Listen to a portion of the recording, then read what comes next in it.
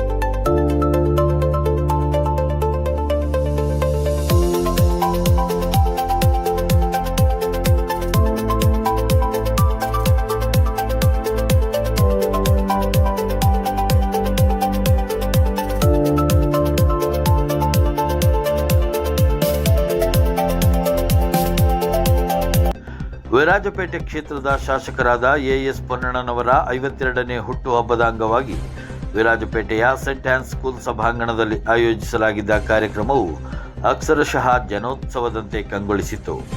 ಸಾವಿರಾರು ಮಂದಿ ಅಭಿಮಾನಿಗಳು ಮತ್ತು ನಾಗರಿಕರು ಪಾಲ್ಗೊಳ್ಳುವ ಮೂಲಕ ಈ ದಿನವನ್ನು ಐತಿಹಾಸಿಕವನ್ನಾಗಿಸಿದರು.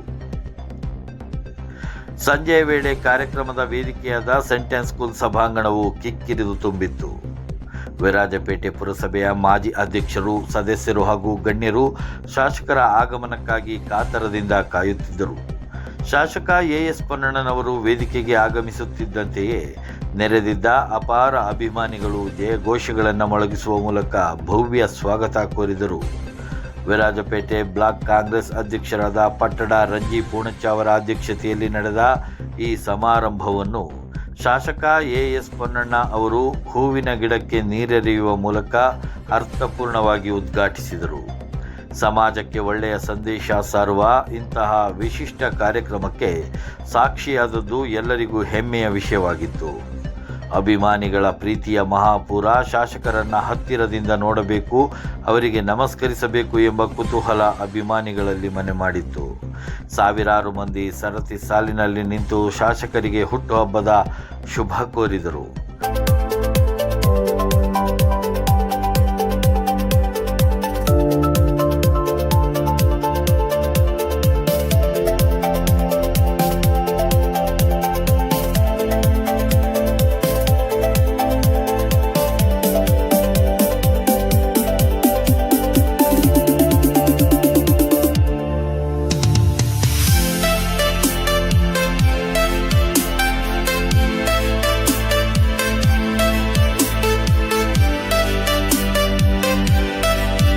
ಎಲ್ಲರನ್ನ ಅತ್ಯಂತ ಆತ್ಮೀಯತೆಯಿಂದ ಬರಮಾಡಿಕೊಂಡ ಶಾಸಕರು ನಗುಮುಗದಿಂದಲೇ ನಾಗರಿಕರ ಹೂಗುಚ್ಛಗಳನ್ನು ಸ್ವೀಕರಿಸಿ ಕೃತಜ್ಞತೆ ಸಲ್ಲಿಸಿದರು. ಯುವ ಕಾಂಗ್ರೆಸ್ ಕಾರ್ಯಕರ್ತರ ಉತ್ಸಾಹ. ವಿರಾಜಪೇಟೆ ಬ್ಲಾಕ್ನ ಯುವ ಕಾಂಗ್ರೆಸ್ ವತಿಯಿಂದ ವಿರಾಜಪೇಟೆ ವಿಧಾನಸಭಾ ಕ್ಷೇತ್ರದ ಯುವ ಕಾಂಗ್ರೆಸ್ ಅಧ್ಯಕ್ಷರಾದ ಶ್ರೀಯುತ ಪಟ್ಟಣ ರಕ್ಷಿತ್ ಚಂಗಪ್ಪ ಮತ್ತು ವಿರಾಜಪೇಟೆ ಬ್ಲಾಕ್ ಯುವ ಕಾಂಗ್ರೆಸ್ ಅಧ್ಯಕ್ಷ ಸೈಯದ್ ಶಬೀರ್ ಅವರ ನೇತೃತ್ವದಲ್ಲಿ ಕೊಡಗಿನಲ್ಲೇ ಪ್ರಪ್ರಥಮ ಬಾರಿಗೆ ಶ್ರೀಯುತ ಎಎಸ್ ಪೊನ್ನಣ್ಣನವರಿಗೆ ಆಪಲ್ ಮಾಲೆಯನ್ನು ನೀಡಲಾಗ್ತಾ ಇದೆ.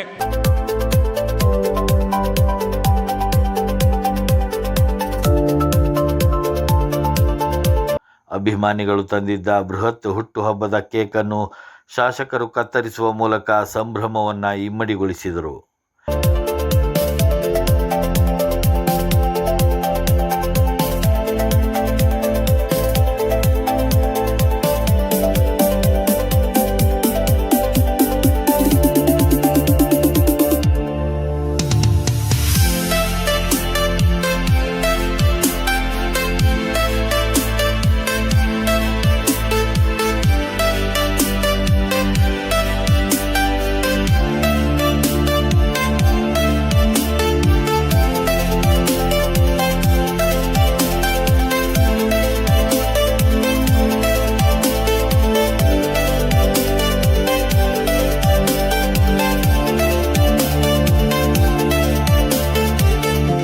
ಕಾರ್ಯಕ್ರಮದ ಕೊನೆಯಲ್ಲಿ ಮಾತನಾಡಿದ ಶಾಸಕ ಎಎಸ್ ಪೊನ್ನಣ್ಣ ಅವರು, ನನ್ನ ಮೇಲೆ ಇಷ್ಟು ಪ್ರೀತಿ ಮತ್ತು ವಿಶ್ವಾಸವಿಟ್ಟಿರುವ ವಿರಾಜಪೇಟೆಯ ಪ್ರತಿಯೊಬ್ಬ ನಾಗರಿಕನಿಗೂ ಹಾಗೂ ನನ್ನ ಅಭಿಮಾನಿ ಬಳಗಕ್ಕೆ ಧನ್ಯವಾದಗಳು.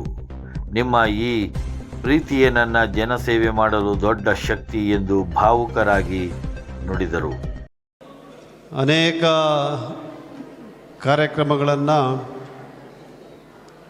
ನನ್ನ ಜನ್ಮದಿನದ ಅಂಗವಾಗಿ ನಮ್ಮ ಪಕ್ಷದ ನಾಯಕರು, ಮುಖಂಡರು, ಪದಾಧಿಕಾರಿಗಳು, ಕಾರ್ಯಕರ್ತರು, ಸ್ನೇಹಿತರು ಎಲ್ಲರೂ ಸೇರಿ ಏರ್ಪಾಡು ಮಾಡಿದರು.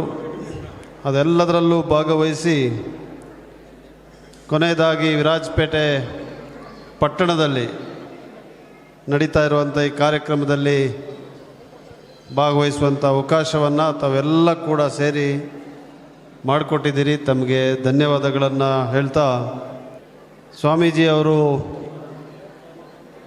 ಅನೇಕ ಪ್ರಶಂಸೆಯ ಮಾತುಗಳನ್ನು ನನ್ನ ಬಗ್ಗೆ ಆಡಿದರು. ಅವ್ರಿಗೆ ಧನ್ಯವಾದಗಳು ಹೇಳ್ತೀನಿ. ಅವರು ಯಾವತ್ತೂ ಕೂಡ ಭಾಳ ಹೆಚ್ಚು ಕನಿಕಾರದಿಂದ ನನ್ನ ಬಗ್ಗೆ ಮಾತಾಡ್ತಾರೆ. ನನ್ನ ಬಗ್ಗೆ ಅವ್ರಿಗೆ ಒಳ್ಳೆ ಅಭಿಪ್ರಾಯ ಅಂತಿದ್ದರೆ ಅದು ಭಾಳ ಸಾರ್ಥಕವಾದಂಥ ಒಂದು ವಿಚಾರ. ನಾನು 2020ರಲ್ಲಿ, ಈಗ ಅದು 6 ವರ್ಷ ಹಿಂದಕ್ಕೆ ಮಾತ್ರ ಹೋಗ್ತಾ ಇದ್ದೀನಿ. ನನ್ನಲ್ಲಿ ಕೂತಿದ್ದಾಗ ನನ್ನ ಹೆಂಡತಿ ಹೇಳಿ ಜಾಸ್ತಿ ಉದ್ದ ಮಾತಾಡಬೇಡ ಅಂತ, ಇಲ್ಲಾಂದೊಂದು 15 ವರ್ಷದಿಂದ ಮಾತಾಡೋಣ ಅಂತಿದ್ದೆ. ನಾನು ಈಗ 6 ವರ್ಷದ ಮಾತ್ರ ಹಿಂದೆ ಹೋಗಿದ್ದೀನಿ. ಇಲ್ಲಿ ಮೊದಲನೇ ಬಾರಿಗೆ ಕೋವಿಡ್ ಇದ್ದಂಥ ಸಂದರ್ಭದಲ್ಲಿ ನನ್ನ ತಂದೆ ತಾಯಿಯವರ ಹೆಸರಿನಲ್ಲಿ ಸ್ಥಾಪನೆಯಾದಂಥ ಒಂದು ದತ್ತಿ ಸಂಸ್ಥೆಯ ಮೂಲಕ ಜನಪರ ಕೆಲಸ ಮಾಡಲಿಕ್ಕೆ ನಾನು ಬಂದಂಥ ಸಂದರ್ಭವನ್ನು ಇವತ್ತು ನಾನು ನೆನೆಸಲೇಬೇಕಾಗತ್ತೆ. ಅವತ್ತು ಬಹುಶಃ ಸಕ್ರಿಯವಾದಂಥ ರಾಜಕಾರಣಕ್ಕೆ ಬಂದು ಚುನಾವಣೆಯಲ್ಲಿ ನಿಲ್ಲುವಂಥ ಖಚಿತವಾದಂಥ ಅಭಿಪ್ರಾಯ ನನ್ನದು ಖಂಡಿತವಾಗಿರಲಿಲ್ಲ. ಆದರೆ ಅವತ್ತಿನಿಂದ ಇವತ್ತಿನವರೆಗೂ 6 ವರ್ಷಗಳ ಕಾಲ ನಾನು ಯಾವುದೇ ಒಂದು ದಿವಸ ಕೂಡ ಇಲ್ಲದೆ ಸಕ್ರಿಯವಾಗಿ ಜನರ ಸೇವೆಯ ಕಾರ್ಯಕ್ರಮದಲ್ಲೇ ತೊಡಗಿಸ್ಕೊಂಡಿದ್ದೇನೆ ಹೊರತು ಬೇರೆ ಯಾವುದನ್ನು ಕೂಡ ಮಾಡಲಿಲ್ಲ. ಅದಕ್ಕೆ ಶಕ್ತಿ, ಅದಕ್ಕೆ ಸ್ಫೂರ್ತಿ, ಅದಕ್ಕೆ ಪೂರ್ಣವಾದಂಥ ಬೆಂಬಲ ತಮ್ಮೆಲ್ಲರ ಪ್ರೀತಿ ಮತ್ತು ವಿಶ್ವಾಸ. ಇವತ್ತು ಕೂಡ ನಾನು ವೇದಿಕೆ ಮೇಲೆ ಕೂತಿದ್ದಾಗ ನಮ್ಮ ಸ್ನೇಹಿತರು ಪ್ರಶಾಂತ್ರವರು ಯಾವುದೋ ಒಂದು ನಡೆದಂಥ ಇಲ್ಲದೆ ಒಂದು ದುರಂತ ನಡೆದಿದೆ, ಅದರ ವಿಚಾರವಾಗಿ ನೀವು ಮಾತಾಡಿ ಫೋನ್ ಮಾಡಿ ಅಂತ ಹೇಳ್ತಾ ಇದ್ದೀನಿ. ಇದನ್ನು ಯಾಕೆ ಹೇಳ್ತಾ ಇದ್ದೀನಿ ಅಂತ ಹೇಳಿದ್ರೆ, ಪ್ರತಿ ಕ್ಷಣವೂ ಕೂಡ ಬಡವರ ಬಗ್ಗೆ, ಶೋಷಿತರ ಬಗ್ಗೆ, ಮಹಿಳೆಯರ ಬಗ್ಗೆ, ಕಾರ್ಮಿಕರ ಬಗ್ಗೆ, ಇವರ ಬಗ್ಗೆ ಕಾಳಜಿ ಇರುವಂಥ ನಮ್ಮ ಇದೆಲ್ಲ ಇಲ್ಲಿರುವಂಥವರೆಲ್ಲ ಕೂಡ ಒಂದು ದೊಡ್ಡ ಪರಿವಾರ. ಯಾರು ಯಾವತ್ತೂ ಸ್ವಂತಕ್ಕೆ, ನಾನು ಇದನ್ನು ಪದೇ ಪದೇ ಹೇಳ್ತೀನಿ, ನಾನು ನೋಡಿದಂತೆ 6 ವರ್ಷಗಳ ಕಾಲ ನನ್ನ ಸಕ್ರಿಯವಾದಂಥ ಜನಸೇವೆಯ ಬದುಕಿನಲ್ಲಿ ನಮ್ಮವರು ಯಾರೂ ಕೂಡ ತಮ್ಮ ಸ್ವಂತ ಕೆಲಸಕ್ಕೆ ಏನನ್ನೂ ಕೂಡ ಕೇಳಲಿಲ್ಲ.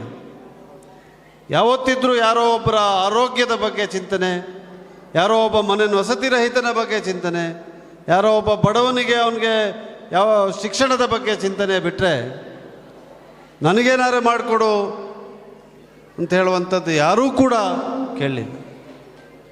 ಬಹುಶಃ ಅದೇ ಈ ಭಾಗದ ಜನರ ವಿಶೇಷತೆ ಅಂತ ಹೇಳಿದ್ರೆ ತಪ್ಪಾಗಲ್ಲ. ಅದೇ ನಾನು ಇವತ್ತು ಇಷ್ಟೊಂದು ಸಕ್ರಿಯವಾಗಿ ಜನಸೇವೆಯನ್ನು ಮಾಡಲಿಕ್ಕೆ ಇರುವಂಥ ಸ್ಫೂರ್ತಿ ಕೂಡ ಅಂತ ಹೇಳಿದ್ರೆ ತಪ್ಪಾಗಲಿಲ್ಲ. ಒತ್ತಡ ಜಾಸ್ತಿ ಇರ್ತದೆ, ಇಲ್ಲ ಅಂತ ಹೇಳಲಿಕ್ಕೆ ಆಗೋದಿಲ್ಲ. ಬೆಳಗ್ಗೆಯಿಂದ ಪ್ರಾರಂಭವಾದರೆ ಅನೇಕ ವಿಚಾರದ ಬಗ್ಗೆ ಜನ ದೂರವಾಣಿ ಕರೆ ಮಾಡ್ತಾರೆ, ಖುದ್ದಾಗಿ ಭೇಟಿ ಮಾಡ್ತಾರೆ. ಎಲ್ಲವನ್ನ ಬಗೆಹರಿಸ್ಲಿಕ್ಕೆ ಸಾಧ್ಯ ಆಗೋದಿಲ್ಲ, ಒಂದೇ ಸತಿ ಅಂತೂ ಬಗೆಹರಿಸ್ಲಿಕ್ಕೆ ಸಾಧ್ಯನೇ ಇಲ್ಲ. ಆದರೆ ಅದನ್ನು ಬಗೆಹರಿಸುವಂಥ ಪ್ರಯತ್ನ ಏನಿದೆಯಲ್ಲ, ಅದು ಸತತವಾಗಿ ನಿರಂತರವಾಗಿ ನಡೆದರೆ ಮಾತ್ರ ನೀವು ನೈಜವಾದಂಥ ಜನಸೇವೆ ಮಾಡಲಿಕ್ಕೆ ಸಾಧ್ಯ. ಅದನ್ನು ಖಂಡಿತವಾಗಿ ನಿಮ್ಮೆಲ್ಲರ ಆಶೀರ್ವಾದದಿಂದ ನಾನು ಮಾಡಿಕೊಂಡೇ ಬಂದಿದ್ದೀನಿ ಅಂತ ಹೇಳಲಿಕ್ಕೆ ಬಯಸ್ತಾ ಇದ್ದೀನಿ. ಒಟ್ಟಾರೆಯಾಗಿ ಶಾಸಕ ಪೊನ್ನಣ್ಣನವರ 52ನೇ ಜನ್ಮದಿನವು ವಿರಾಜಪೇಟೆಯಲ್ಲಿ ಅಭೂತಪೂರ್ವ ಯಶಸ್ಸಿನೊಂದಿಗೆ ಜನಸಾಮಾನ್ಯರ ಸಮ್ಮುಖದಲ್ಲಿ ಅತ್ಯಂತ ಅದ್ಧೂರಿಯಾಗಿ ನೆರವೇರಿತು. ಕಾರ್ಯಕ್ರಮದಲ್ಲಿ ಪುರಸಭಾ ಮಾಜಿ ಅಧ್ಯಕ್ಷೆ ಮನೆಪಂಡ ದೇಚಮ್ಮ ಕಾಳಪ್ಪ, ಸದಸ್ಯರುಗಳಾದ ಮತೀನ್ ಸೇರಿದಂತೆ ಹಲವು ಪ್ರಮುಖರು ಕಾರ್ಯಕ್ರಮದ ಜವಾಬ್ದಾರಿಯನ್ನು ನಿಭಾಯಿಸಿದರು. ಕಾರ್ಯಕ್ರಮದಲ್ಲಿ ಅರಮೇರಿ ಕಳಂಚೇರಿ ಮಠದ ಸ್ವಾಮೀಜಿಯವರು ಸೇರಿದಂತೆ ಜಿಲ್ಲಾ ಕಾಂಗ್ರೆಸ್ ಅಧ್ಯಕ್ಷ ತೀತಿರ ಧರ್ಮಜ ಉತ್ತಪ್ಪ, ಪಕ್ಷದ ಅನೇಕ ಮುಖಂಡರು, ಅಭಿಮಾನಿಗಳು ಉಪಸ್ಥಿತರಿದ್ದರು.